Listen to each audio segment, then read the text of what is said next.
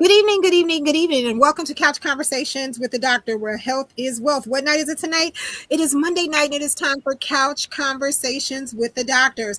As always, we're going to go around introducing our phenomenal panel who is here with us on Monday. And before anybody asks, no, it is not a rerun. We are back live on the air, starting with Dr. Terry Mason, who's the urologist for the stars, the man who hates accolades. But I have a question. Is there a doctor in the house? Dr. Mason. Well, there's one in my house right now because that's where I am. But no, but thank you very much, Nikki. I'm very glad to be with my colleagues tonight to have this great conversation, and thank the congressman and the rest of panel members on making sure that this happens and provides what our community needs more than anything else, and that's the truth. Oh, phenomenal. Well, to that doctor who's known as Dr. 100 out here in this community, she walks these streets giving the truth. That's our very own Dr. Maya Green. Dr. Green. Good evening. Thank you, Nikki. Thank you, Congressman, for organizing this.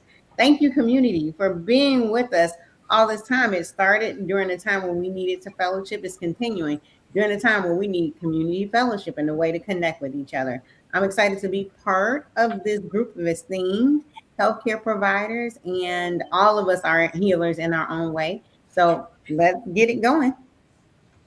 Outstanding. Well, to my colleague that tends to leave us and go and have fun in the sun, while I believe Chicago weather is a bit fickle right now. That's our very own Dr. Douglas Graham. Doug?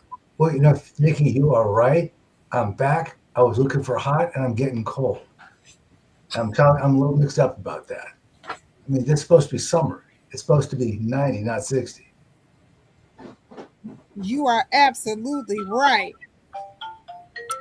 On to the man who is art. Oh, I'm sorry. Go ahead. I was just going to say that I'm a retired physician. After retiring, I worked in the congressman's office. I became interested in public health and public policy. It's a real honor to be here with my colleagues, and I'm going to help see what I can do to talk about the subjects tonight. Outstanding, outstanding. And to the gentleman who is the art connoisseur, that's our very own Joseph Harrington. Hey, Joe. Hey, Nikki, how are you? I want to thank you and Congressman Davis for providing us with this platform. Most of my career has been in healthcare and public health. I worked at 3 different hospitals, retired in 2017 from the Illinois Department of Public Health. I was the regional health officer for Cook County, and I look forward to this discussion and answering questions to the extent that I can. And happy Monday to everybody.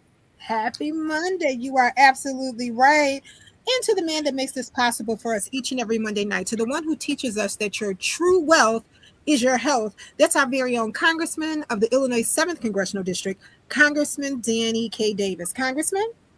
Well, let me thank all of us for convening ourselves and being a part of these great discussions. Every time I see all of you and think of the discussions that we've held, I'm in the process of doing some archival work. And I am just amazed at what we have done, what we have accomplished over the years, the things that exist, things that have developed, things that have evolved. And so I want to start by saying thank you to all of you for making it happen. I also want to thank those individuals who've tuned in, who have given us thoughts and ideas and information. I've been told that knowledge makes the world go round. And in spite of sometimes it looks a little dark and murky and cloudy and rainy and dismal, and I don't mean just atmosphere or environment, but I mean relative to decisions that get made, but the optimism that we share kind of brightens up things a little bit, makes my day. And of all the subject areas in the world, all the things that people could talk about, all of the things that people could explore. I don't think there's anything more important than health. So thank you for making these evenings great. And as the blues singer would say, let's get it on. Absolutely. Want to say hey to Angela Underwood, who is here with us. And she says hello to everyone. To Sharon Conaway, that is here with us. She says hello just as well. To Pat Dow, who is here with us. Hey, Alderman Dow, how are you? And she says hello to everyone just as well. I see that President Carrie Steele is here of the Metropolitan Water Reclamation. Hey, Carrie, how are you? Thanks for tuning in. Eric Kavler is here with us just as well. Hey, Eric, thanks for being here. To our guys over in the garage, you now have your weather, so I know you're back in your garage. So thank you guys for being here with us. And to Engine Company 70, who is here with us just as well. Over to the Core Center. They are working, but they are watching also. Well, Congressman, I understand that the Illinois Department of Public Health sent us a health alert today. I wanted to share that with all of our viewers and listeners. Well, what's a health alert? What does it really mean? I think it means It is that something that some go right ahead. to watch out for, to be aware. So tell us what that is. Absolutely. It is telling our communities how to be safe. So our health alert is telling our communities how to be safe and how to protect ourselves. And I understand that this particular health alert is speaking in reference to our infants and what we feed them. So Dr. Maya Green, if you can share that information and not only share what the health alert talks about, but share what has happened to 3 infants and how you can protect your children. Want to say hey to Melinda Maxwell that's here. Hey, Melinda. She says, hello, God bless everyone. Go right ahead, Dr. Maya. Thanks. So earlier today, I think we got a notice that I think it's at the 13th, there were 3 infants, not in Illinois, that experienced infant botulism due to a whole milk organic formula sold in Target.com, and I believe it was by Nara Foods. And the formula is impacted with spores, which when you think about spores, I want you to think embryo. Like, it's not the same thing as embryo, but if you think embryo, it's like a little ball before the actual thing comes, right? And what happens is the infant is drinking it. It goes down to the gut. And because infants typically don't have the right gut formation to clear it, because typically we have good bacteria and bad bacteria in our gut, right? Good bacteria is normal for everybody. It sits there, it handles its business, it does what it's supposed to do. It protects the streets of your body and your gut, right? It takes about a year to develop that. So a couple of things background about infants, usually a year to 18 months. Anything that they cover operates off the mommy's protective antibodies or immune system. As they grow their own immune system, yes, but also bacteria that functions to defend. So total defense system, the mom's defense system will back off. Okay. Now, say I'm 6 months. I'm not 12 months yet. I'm not a year yet. I don't have the gut bacteria that's going to protect and boop, boop, boop, get these little baby spores so they don't grow into the bacteria that causes botulism, right? So then the little baby spores, which in human terms is like an embryo, sits there and it just sits, or a seed, not quite, but think about it like this. Then because my body doesn't have the defense mechanism, it begins to grow into a full-blown bacteria. I believe the bacteria is called Clostridium botulism. That bacteria goes out and starts to attack my nerves. And here are my nerves. They're helping me flex, do this. They're helping me flex. They're helping the baby suckle, right? They're helping the baby vocal cords cry. Yeah. So all of those, the nerves have to activate the muscles that help the baby do all of that. Hold his head up, things like that. So think about it. if that bacteria is attacking it and the nerves aren't functioning, you're going to start to see things like the baby's not sucking. It's a weak suck. It used to be like, you know how babies look at their mama like that. Or a parent, feeding, they be like, now the baby's like, and not really able to latch onto the bottle or the nipple. The baby used to be able to hold their heads up starting at 6 months, but now the baby, not only are they not holding their head up, they just flopping like a weak, we call it flaccid baby. They not doing the muscle tone, grabbing fingers and things like that. And instead of crying like, when they hungry, they're like, because none of the muscles are working, because none of the nerves are there to right now excite those muscles, innervate those muscles. So that's the first sign. If my baby is experiencing this from that formula, I believe it was sold at Target.com, and I believe Nara Foods, Nara. If I bought it from there, I will see it. I will see the baby start to do those things. We cry, can't hold myself up. Baby's just like a floppy baby when it was not grabbing on, not sucking. And then eventually the nerves that innervate the baby's breathing, lungs, start to not work. So for that reason, if I suspect it, I want to get my baby to, I'm not making an appointment for tomorrow when the doctor has availability, blah, blah, blah, blah. Because guess what? This bacteria working on them nerves. Okay. It don't care that you made an appointment next week. I want to take my baby to the nearest emergency room so my baby can be evaluated. Now, how do we evaluate? There are different tests that you can use to evaluate botulism. However, you don't wait for those tests.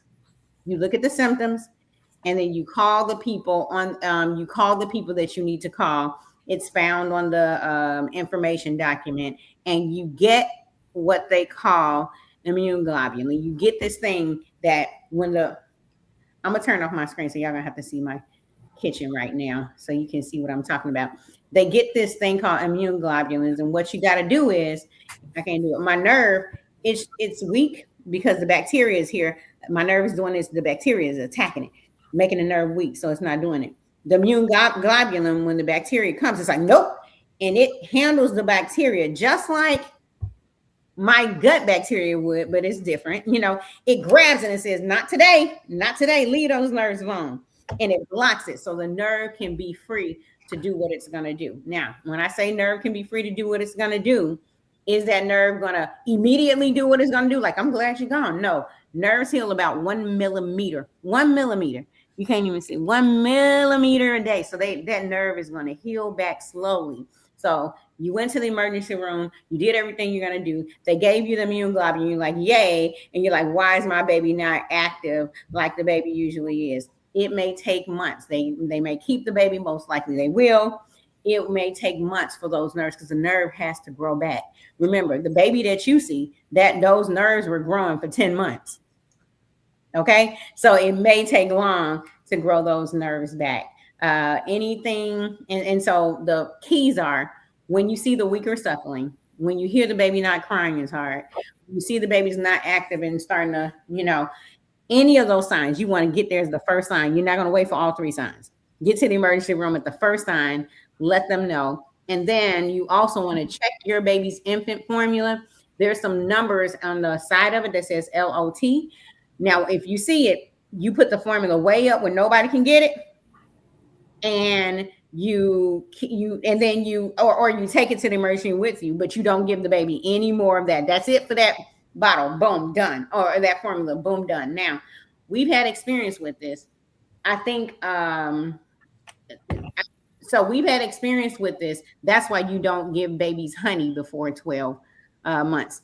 If you hear don't give your baby honey before 12 months, it's because botulism, that process, is usually associated with honey, but it's not limited to honey. So in this case, the public health system actually did its job by saying, hey, I know we all think it's honey, but it's also this. Let's watch out for it before it gets to Illinois. So kudos to IDPH.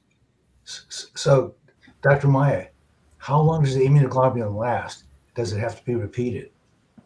Yeah, I'm not sure how long. I know it doesn't last, and I know it has to be repeated, but I don't know how long it lasts. But if step in, or I can. I don't. But I just want to say that when you go there, You want to ask the doctor that's giving it to you, when do I need to come back?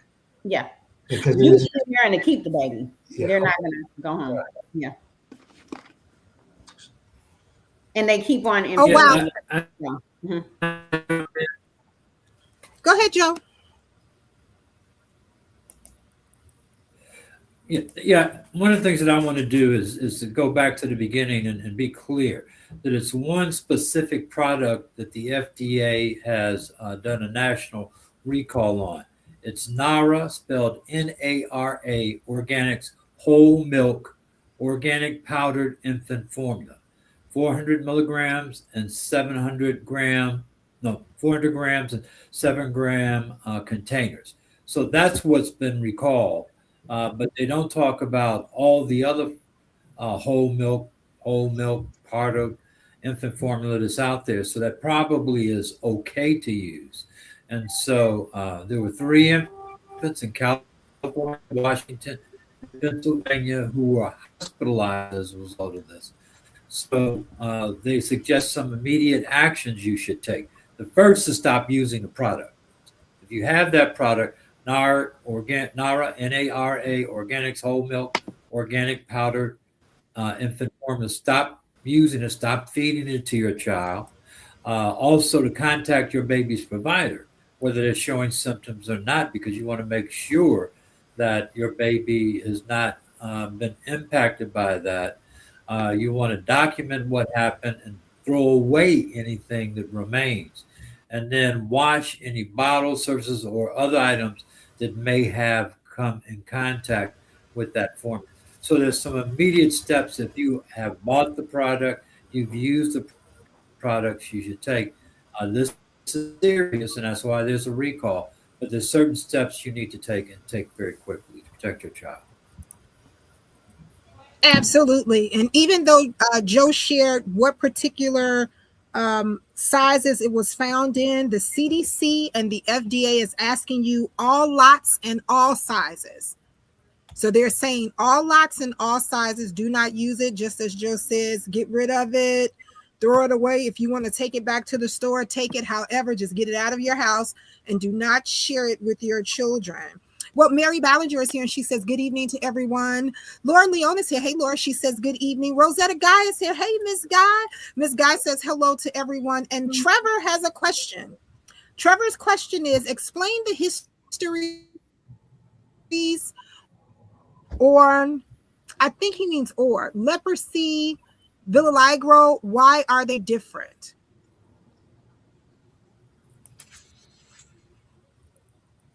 So anybody can grab that question. Don't all grab it at one time. You're talking about vitiligo, and vitiligo is actually an autoimmune disease where your body's attacking the cells that cause pigment to the skin. And so you'll see different colors instead of a uniform color. Leprosy, I think, is an infection. An infection of the skin is caused by an organism, and that has a completely different treatment. There are new treatments now for vitiligo. Some of the drugs we use to modify other autoimmune diseases, they've been trying on vitiligo. But leprosy is something that would be treated by an infectious disease doctor. Vitiligo would be treated by a dermatologist and sometimes a rheumatologist, depending on the circumstances. You're absolutely right, Doctor. Go ahead, Dr. Maya. I didn't know if somebody else wanted to take it. I just think, but you're absolutely right, Dr. Graham. No, you have a question that says, is leprosy treated by an infectious disease specialist? That was a question that came up. Yeah. Yes, and it's treated. So 2 things. Both of them have been around since ancient times. We read about them in a lot of historical books, including the Bible, right? Vitiligo, like Dr. Graham said, autoimmune. So some of the things you'll see in leprosy, like Dr. Graham says, is caused by a bacterium. So today's bacteria day, I guess, but so you'll see in vitiligo, your skin has these patches that are lighter.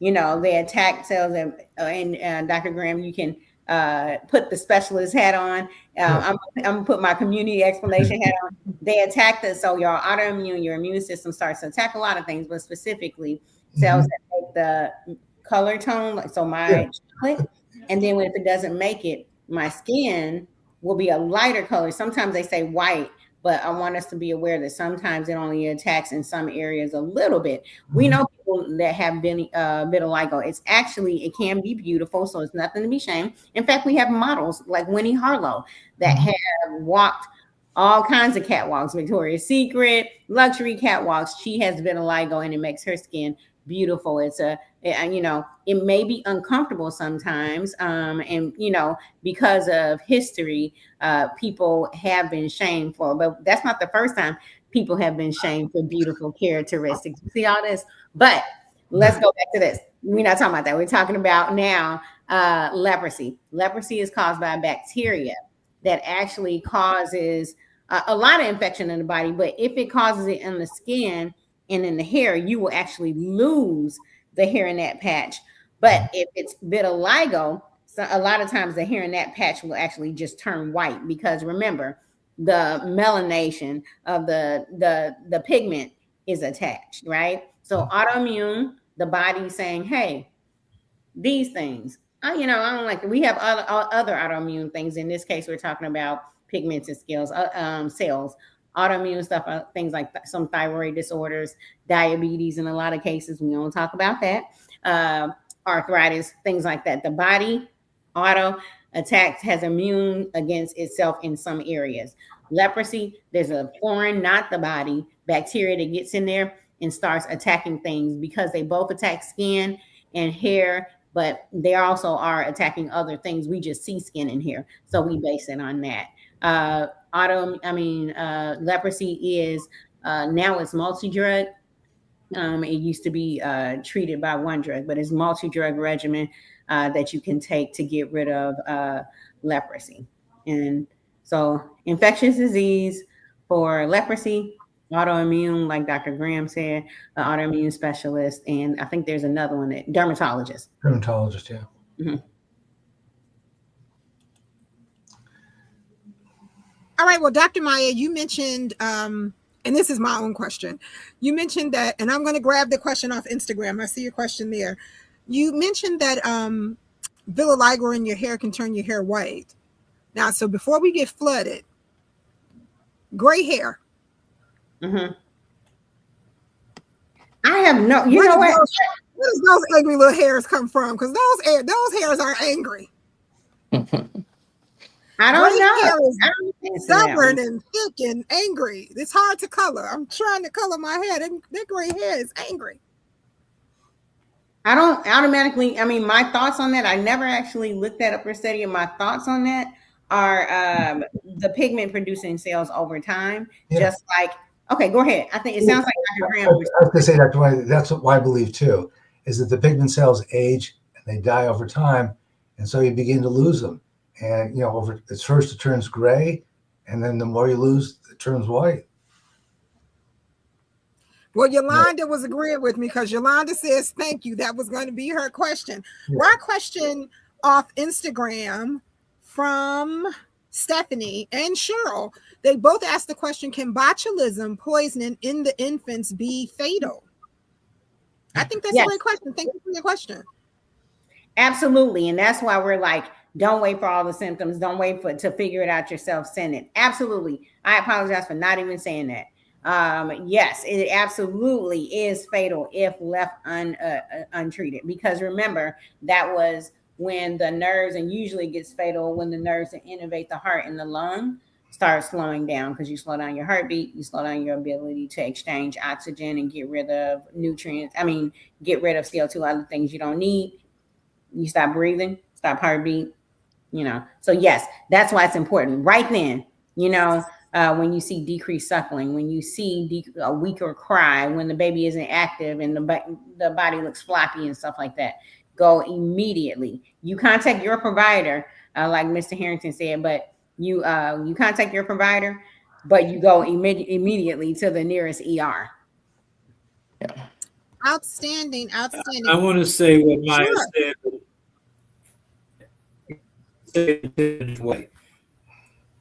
We've told you what to do. Just do it. If you bought the product, get rid of the product. if someone is ingested the product, you need to take them to see a doctor. I think that's the message. Outstanding. Well, Mary Ballinger is here. She says, yes, it is, Nikki. She's talking about that gray hair. She said they're just mad for no reason. Absolutely. Absolutely. Well, the congressman had some concerns that he wanted the panel to actually speak about tonight just as well. And that is staying healthy in heat conditions. I mean, we are approaching the summertime, and he wants to know, how can we share with the community how to stay healthy in this heat?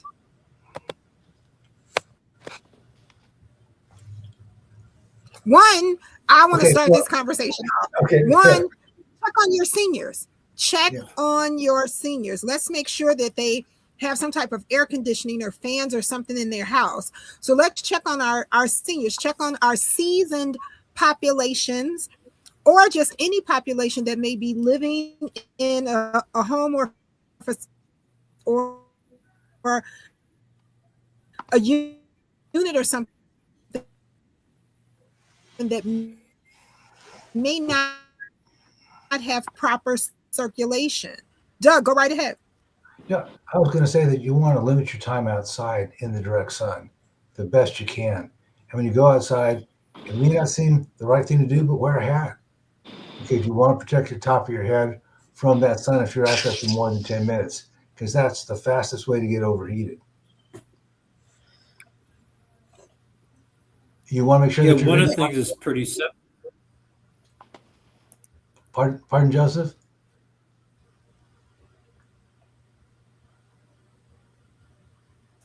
I'll just add something while Joe is waiting to come back. Okay. And that is hydration. Yeah.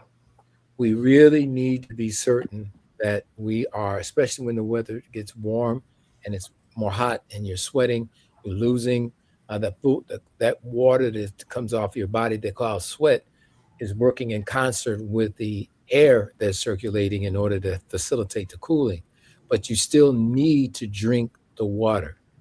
And I want to emphasize, and maybe my colleagues chime in, but it's important that you drink water because we want to make sure that you get enough hydration from the fluid that you're drinking. And when you're drinking sweetened drinks or even some juices, you're not getting the same amount of the volume of water because you want the liquids, which have sugars and other things in them, are not allowing, for lack of a better term, for you to get the full benefit. So you really want to get the water as best you can. My colleagues, if they choose to comment there. See, I want to add to that. It's not just the sugar drinks, but alcohol. The alcohol related. Dr. Miller, I think you unmuted to say something.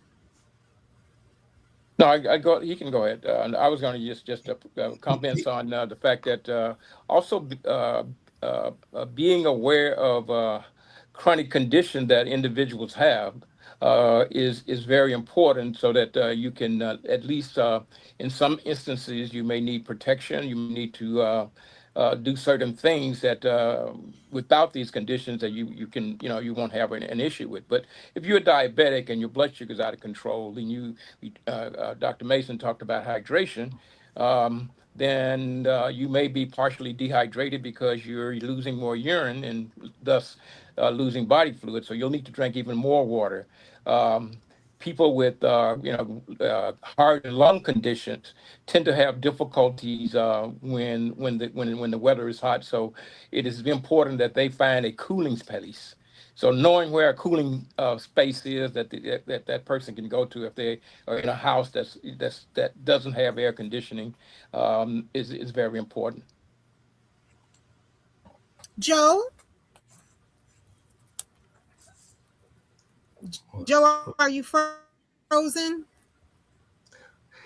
We'll come right back to Joe. I want to say hey to Michelle Garrison that is here with us. Good evening. She says, good evening to everyone. We have a question off Instagram that says, I take blood pressure medicine that has a diuretic in it as well. How do I stay hydrated? Can adding watermelon along with regular water to my diet help hydration when it's super hot?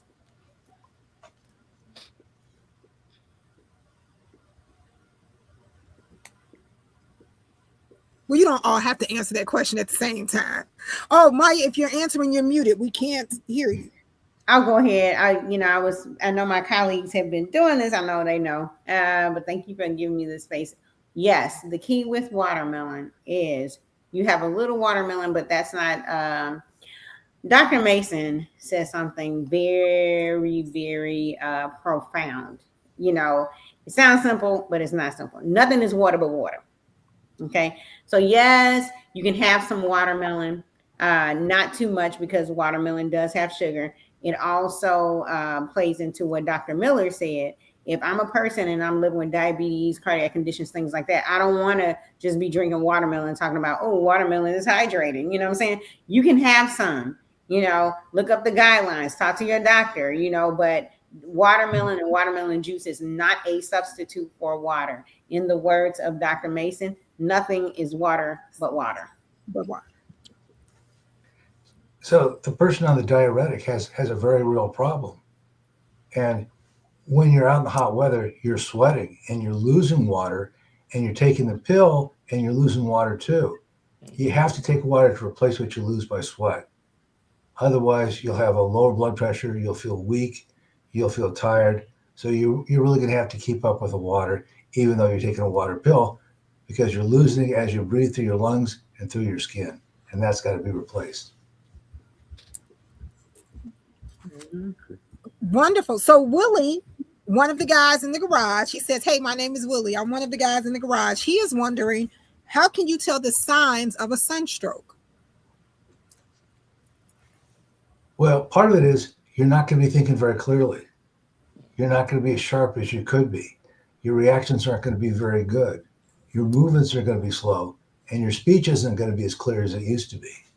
So if you feel like there are any of these things going on, you've had too much sun and too much heat, and you have to get into the shade and get some cold fluids, because this can progress and you could get even more sick.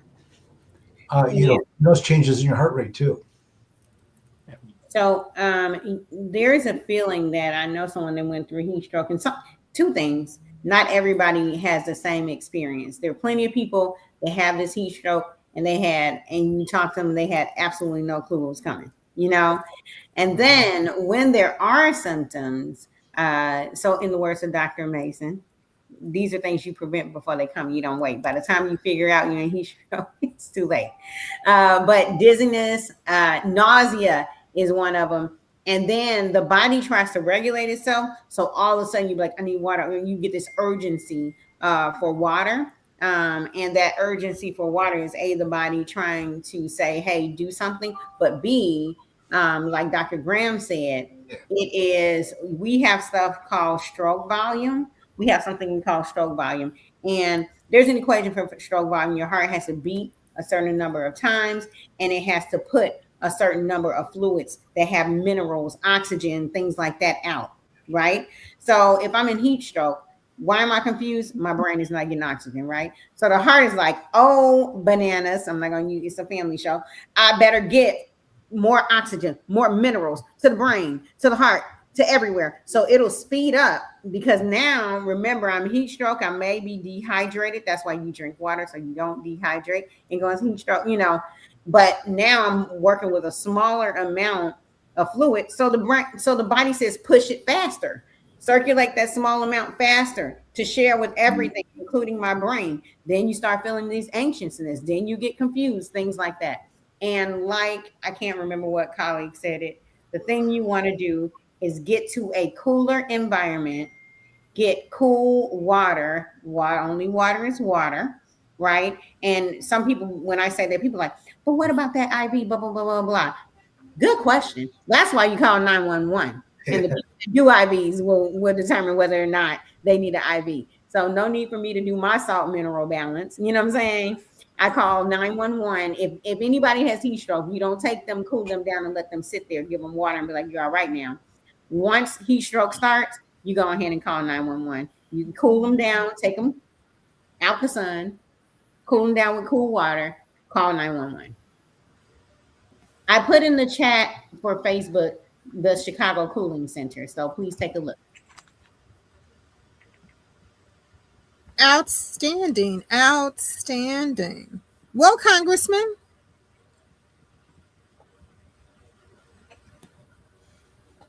any We done? questions? Any questions? Oh, I got a lot of questions all the time.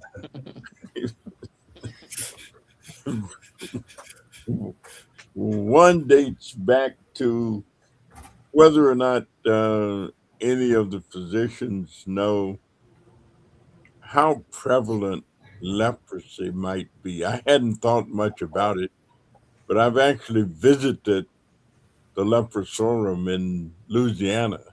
Okay.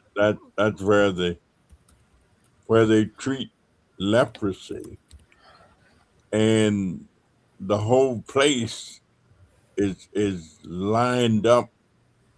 I went there with the undersecretary of health one time and a group, and it was fascinating because everything was designed in such a way to soften things so that the individuals who were there would not uh, be hurt as they moved around and as they did the normal things that people do.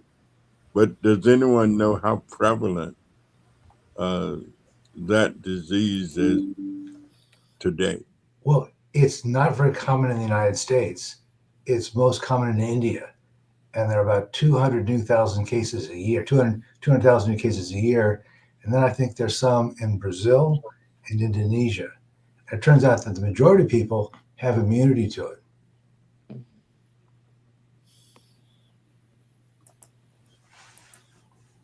And I guess there are certain parts of the country, I mean, in the United States, certain climatic uh, conditions that help or cause the creation in some ways, like the southwestern Mm-hmm.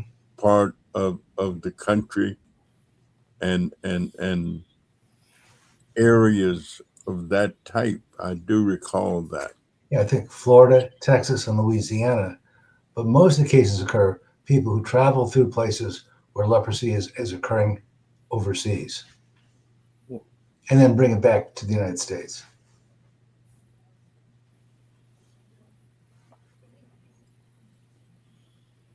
I do remember the year that the heat was so intense in Chicago that we had a large number, especially of seniors, uh, individuals with certain ages who did pass away because they just were overheated and in some places air conditioning units and fans, and you couldn't find a heating and ventilation person no matter how hard you tried because they were all working. They all had. So I don't expect that we never know because we never know what the weather conditions might become. But I guess if it should, then I would suspect that we learned our lesson to a real degree, and that the City of Chicago Department of Public Health, Mhm. as well as other public health entities, would be well prepared to handle such a situation or such a crisis. But it's really one that I never forget because I remember that the morgue couldn't handle the numbers of people and all. So it can be a problem. There was 795 deaths in July 5.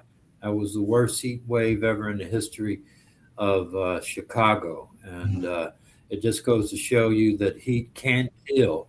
And one of the things that it led to is more efforts to provide cooling centers and places where people could, like warming centers. I mean, the heat can kill, and extremes of cold can kill as well.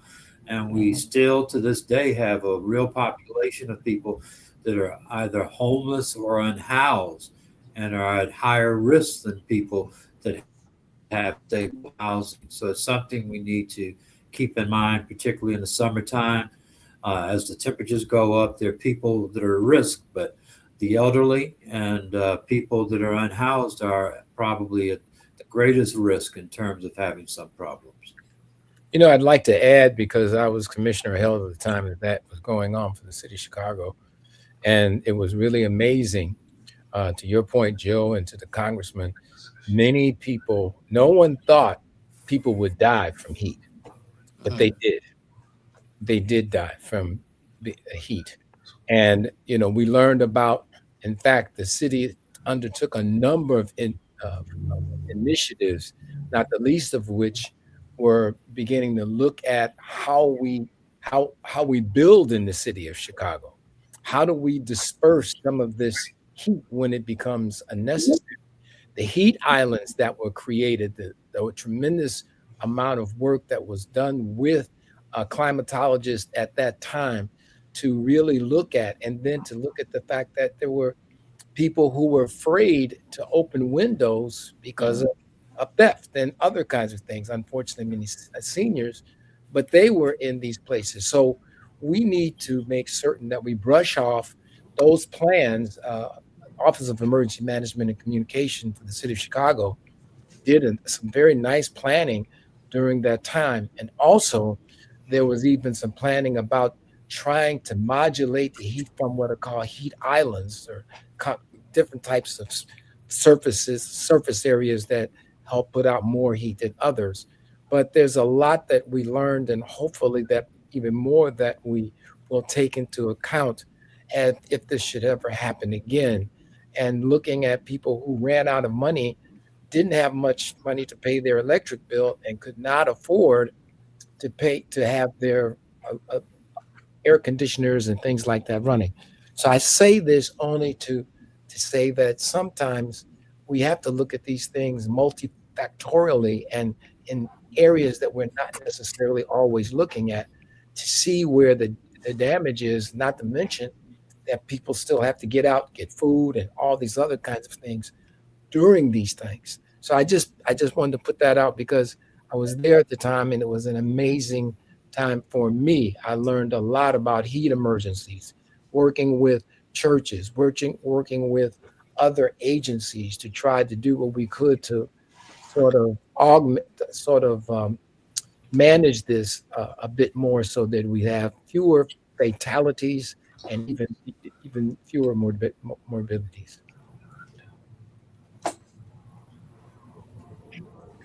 Dr. Mason, Yes, uh, ma'am. one thing that I like that the Department of Public Health does, Hood County Department of Public Health, uh, and CDPH, is put out the cooling centers. Hmm. One of the things that I call it part of my superpower. One of the things that I fortunately or unfortunately been able to notice is patterns of how we react to things, and the things that are the things that are happening, but how we react. Right now, if we look at what happened twice last week, where if I live in a space and I don't have a generator, and I know my space is cooled by air conditioning, and I might want to think about what will happen if we have another rain, we have another torrential, and and all of that is cut off. It's a good time for me to make a family plan and know know where sorry know where the nearest couple of cooling centers are. because we posted it in the Facebook chat. Thank you, Nikki, for having that chat attached to this.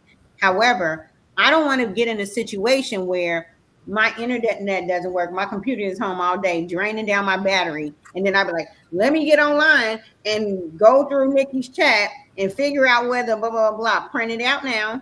Pick your places now. Hopefully you never need it. Mm. You know? So Outstanding. Well, Connie Taylor. Oh, go ahead. I'm sorry. no, the situation that we're talking about Go right ahead. combined. Oh, go ahead. The situation we're having with the outages combined with the heat, and historically, you see the weather is doing this. But remember, we live in Chicago. Chicago's going to Chicago. So Chicago might decide to still be summer very, very long in the future. So just because it's June, Chicago hasn't summer showed out yet, does not mean Chicago won't be like, well, I didn't summer show out in June, summer show out in September. You know what I'm saying? Chicago's gonna do what Chicago does. We love her and we prepare. Outstanding. Well, Connie Taylor is here. Oh, go ahead. Go ahead, Joe. No, one of the things, and the last time I worked at the Department of Public Health as an assistant commissioner, I had a lot of opportunities to work with the Department of Environment and learned a lot about climate change and changes in the environment. And everything that was protected 20, 15 years ago, we're starting to see in terms of weather pattern. The weather's become more unpredictable, more unstable. We're seeing more hot days, more cold days, more hot days in the summer, more cold days in the winter. So what we used to expect in terms of the weather is not what we can expect moving forward. So the types of unnatural weather or uncommon weather that we've seen lately is going to become more common moving forward. So people do need to have a plan. I think what Dr. Meyer was talking about is everybody needs to be prepared in the event of emergency. I mean, everybody should have a flashlight in their house. Everybody should have some kind of package to be prepared in case you don't have power. You have to have some reserve of food. So it's a topic maybe for another time, but we don't know what's going to happen. And the best thing, and I remember being a Boy Scout, the motto of the Boy Scouts was be prepared. I mean, that's what we're talking about now. You have to be prepared for any eventuality because when it happens, you need to go and you need to go right away. And if you're not prepared, you just need to go. Well, you are absolutely. You are right, Joe. Well, Connie Taylor is here. She says, good evening to everyone. Sharon Conaway says, at my site, I'll open the door for plenty of air to come in and plenty of water. So thank you, Sharon, for sharing that. Renelle Perry is here and she says, as we think about the super data centers, do we look at how it would impact the power grid, which, if that happens in the summer, could cause a problem? She's absolutely thank you, Renelle, right. for sharing that. And that should be something that our legislators should look at, and there should be public code about that. It's a valid concern. Well, thank you, Renelle, so much for sharing that. And of course, I know you guys hate when I say this part, and that is, it's our time. I know you guys hate it. It's okay. I know you hate it. But with saying that, we're going to go around the table and do our until next Mondays. And then I want you to continue to send in what you want to talk about. I know we have our group of doctors who wants to have the menopause conversation. So I want to say thank you to the men who reached out to the office to want to have the menopause conversation. And since the congressman is planning a very large health event, we'll be adding that in. So we'll be having that planning meeting that we talked about just as well. So, Dr. Miller, what's your until next Monday? Well, I think that as we are going through the changes of the seasons, as well as there's a lot of things that one need to really focus on and pay attention to. And you know, with the when I sign on tonight, you guys was talking about an infectious disease. And some of these things, especially when it's a contaminated food, that food is more easily contaminated if not properly cared for during the warmer season. So we have to make certain that we take care of our food and that we have it managed in the proper way. Otherwise, we are at risk of having our food become spoiled, as we say, or contaminated with bacteria, and that can cause health problems. So make certain that you pay attention to those things as we enter this warmer season. Thank you, Dr. Miller. And you stimulated Miss Fanchon. Miss Fanchon said, thank you, Dr. Miller, for that comment. I would like to ask Congressman Davis. Congressman Davis, can you please ask the utility companies to be lenient on some of us? The utility companies are going up. Gas prices are so high until we are robbing Peter to pay Paul and paying a little bit everywhere. When they cut lights off in the summer, we have no air conditioning, and of course, our food and everything goes bad. What do? Let's ask for some leniency. So, thank you so very much, Ms. Fanchon. I can't answer for the congressman, but I can say the congressman does a resource fair every year to assist people in need of having some of their services reconnected. And that is a service that we have done in our office, that we advocate for that to happen. And that was an idea of the congressman years ago. And we tend to have one of those resource events each year. So just wanted to put that out there again. But yeah, thank you so much, Ms. Fanchon, for sharing. Gas is expensive, I must say. I rode my bike all day long Saturday. All day long Saturday, I was on my bike. So yes, you are absolutely right. Well, Dr. Mason, you're until next Monday. My next month until next Monday comes out of something that happened when I was at the city of Chicago, and that is as we're getting into the summer months now and having outdoor activities, food outdoors. Please be mindful keeping your foods cool. You want to keep them at below. You don't want them to be frozen, but you certainly want them to be cooler than just normal temperature. And so that's because one year we were out and we had to go and work with some people throwing out a lot of potato salad because it was too warm and had spoiled. So take care of the foods when you're having your outdoor activities, especially things like mayonnaise and other things that are there. So you want to make sure you keep your foods cool, especially when it's hot outside, so that you don't have bacteria growing. One of the worst things we did at one time at one of the taste of Chicago's was there was a problem where people were not monitoring the temperatures of the food. So you want to be careful. Make sure that you know what you're eating, how long it's been there, if you can, and if it's been refrigerated, if it should be. So please do that, because there's some real problems that you can get with food being kept at too warm a temperature in the summertime. Outstanding. Thank you so much. Well, Renelle Perry sends a message and says, let's have a conversation about youth mental health. So thank you so very much, Renelle, for sharing. Well, Dr. Maya, I don't see you. There she is. You're until next Monday. I'm gonna go with what Mr. Harrington said about the Boy Scouts, and people don't like him, but I still like them. Scar from The Lion King. Be prepared. So you might not love. I love singing little things like that because those are things that stick in people's heads. So if nothing sticks today, think about all the things we said with botulism. Think about all the things we said with understanding leprosy, but also vitiligo, and that it's a beautiful thing and not necessarily people have a right to their own bodies, but shouldn't be looked at as, with the stigma. And we talked about what? Botulism, beautiful, vitiligo, leprosy, and heat. Staying safe. So be prepared. Outstanding. Outstanding. Well, Doug, you're until next Monday. Well, I just personally want to thank the congressman for bringing this issue to the discussion tonight, because this really is true public health. And people always want to say, well, what do I get for my money when I pay my taxes?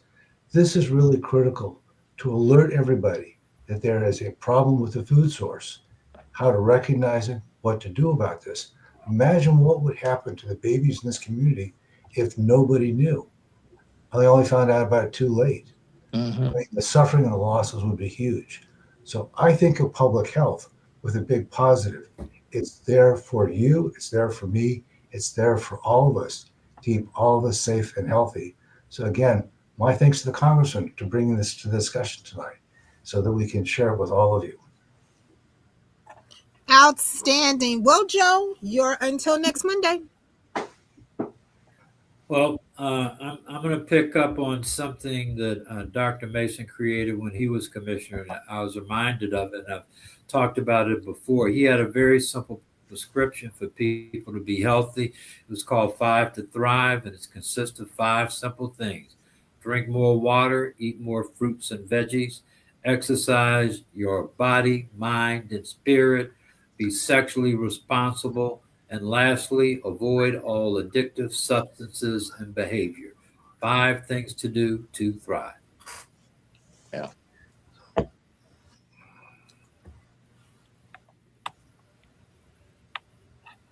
Outstanding. Thank you so much. Well, I'm going to make two comments tonight. Usually I don't make many, but I'm going to make two comments. To the 8 people on Instagram who sent the message to Dr. Mason asking about keeping foods cold, was he talking about potato salad and coleslaw?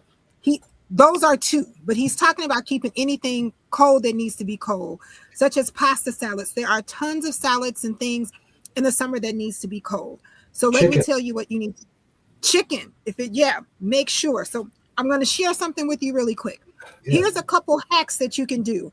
If you are using those aluminum pans, take one of the aluminum pans, half with water, and freeze it. Make it a complete block of ice. And then sit the food on top of that ice in another pan. And then keep the pan covered. Also, make sure that you have a thermometer. There's something called a temperature danger zone with food. If you can keep that food under 40 Fahrenheit or 4 Celsius, you're fine. But if it's over that, then you're in that danger zone where it begins to build bacteria. So remember, freeze a pan of water into ice, sit it on top, just a flat substance of ice frozen, and keep it covered. And I believe you'll do great. My next thing is summertime. To all of my friends or to all of my people who suffer from asthma, such as I do, summer is coming. Asthma has an issue. Mm. Keep your inhaler, take your treatments. It is so, even if you always are clear and don't need to take your treatments, the doctors give you those nebulizers for a reason. In the summertime and when it gets really cold, even when I'm not having any respiratory issues, I know that it helps me. So I see Dr. Miller nodding because he taught me this. Take your medicine, keep your inhaler, keep your rescue inhaler. Take when he tells you to take those treatments. And the next thing I learned, perfumes can actually trigger your asthma. So if you limit wearing perfumes and just maybe do a fresh scented body wash when you're when you're bathing, things may be better for you. Things may be better. Want to say really quickly thank you to Mary Ballinger. Mary Ballinger says, as always, Congressman Davis, we received the wonderful gift of you all sharing needed information, and I am so grateful and thankful to each of you. And then we have Miss Kara Barber, and she says, this is great information to share with the community.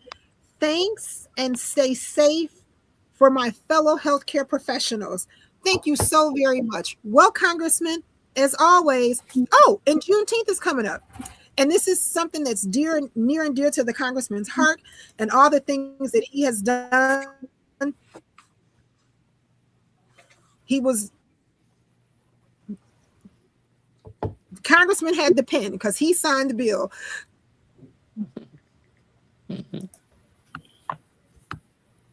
Congressman, can you hear me? Okay, I think I do hear you, and I want to thank everybody for a wonderful, delightful discussion.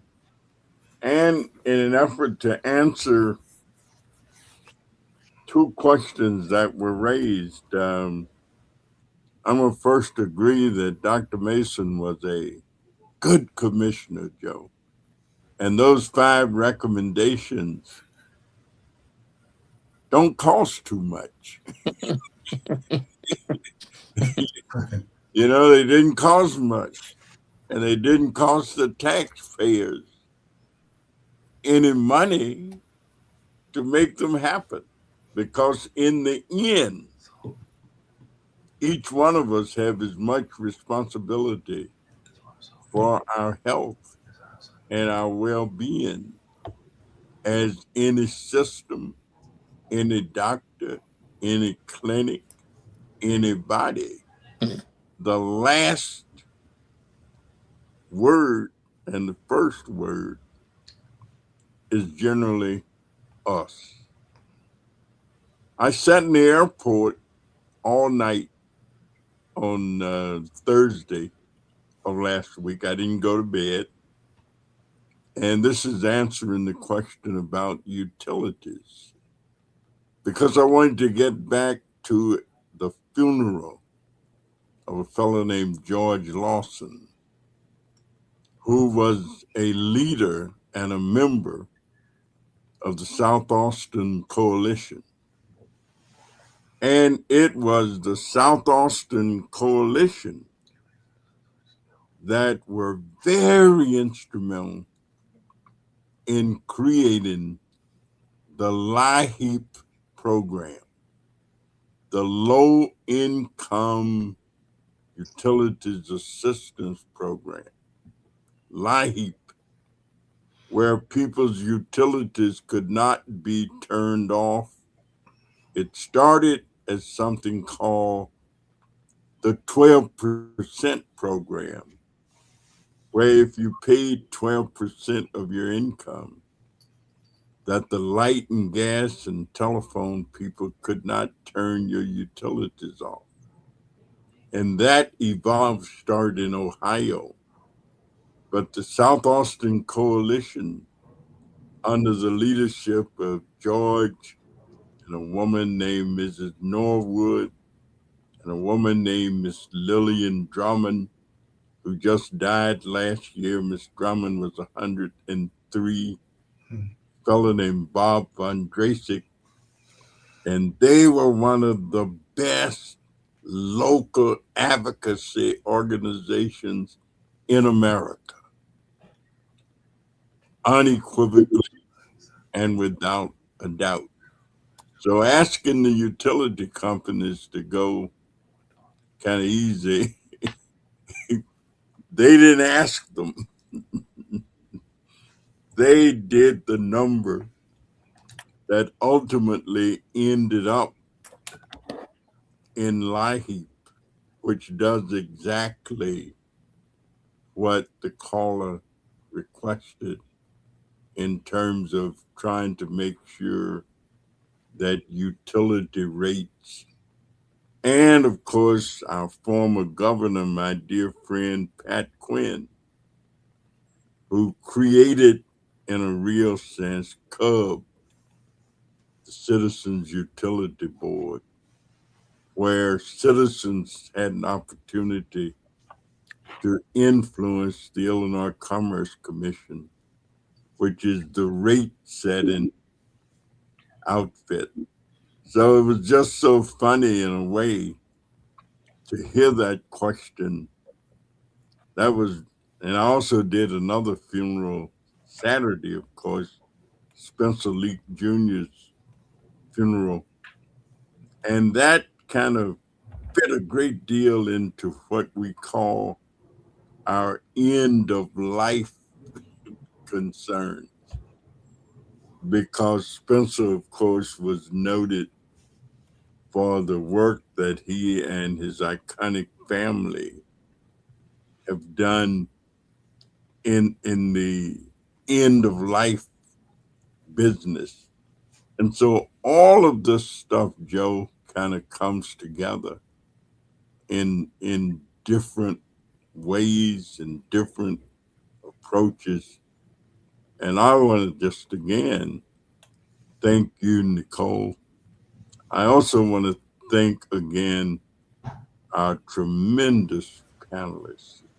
You know, I did a great big health thing last week at the Willard Hotel down from the White House that this consultant group put on. And, you know, they really wanted to talk about technology and how technology and all of the improvements. And I was one of the speakers. And I think I ended up saying no matter how much technology there might be and how impactful technology might become, nothing will ever take the place, as a good friend of mine from this fellow who started the Wayne Minor Health Center, Dr. Rogers, used to say, you can't do it without a doctor. So go ahead and do it without a doctor if you can.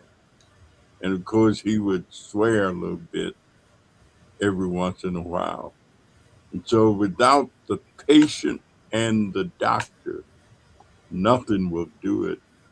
So let me thank both those of you who are doctors, but also those of us who are patients. We're going to improve health status, health outcomes, and make America the great nation that it ought to be. So thank you all. Have a wonderful, wonderful evening, and we'll see you next week. Bye All right. now.